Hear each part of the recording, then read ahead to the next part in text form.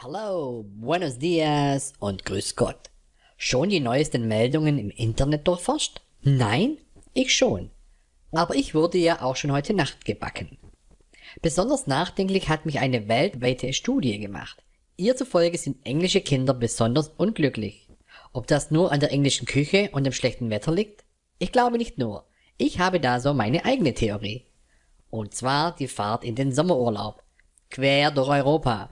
Eine Fahrt, bei der viele englische Eltern weiterhin strikt auf der linken Seite der Fahrbahn weiterfahren. Das würde mich auch unglücklich machen und Angst hätte ich obendrein. Aber ob eine Reise mit dem Zug eine bessere Alternative wäre?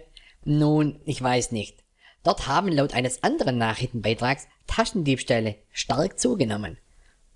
Irgendwie auch verständlich, denn wer tagelang auf einen Zug warten muss, der bekommt doch auch mal Hunger oder Durst.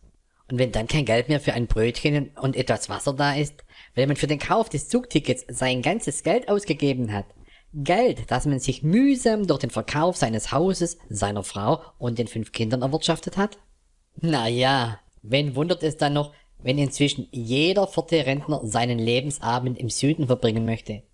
Dort gibt es wenigstens genügend Sand am Strand, in den man seinen Kopf stecken kann, um nichts mehr mitzubekommen von dem ganzen Elend. Doch auch das funktioniert nur bedingt, weil ja immer noch der Hintern herausschaut. Und so ist man vor einem Arschtritt auch nicht gefeit. Und nicht alles und jeder geht einem einfach so am Arsch vorbei.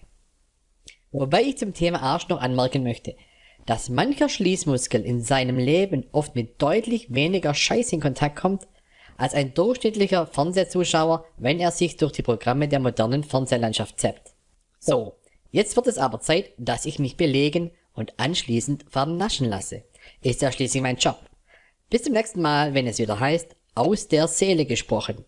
Mahlzeit, goodbye und adios.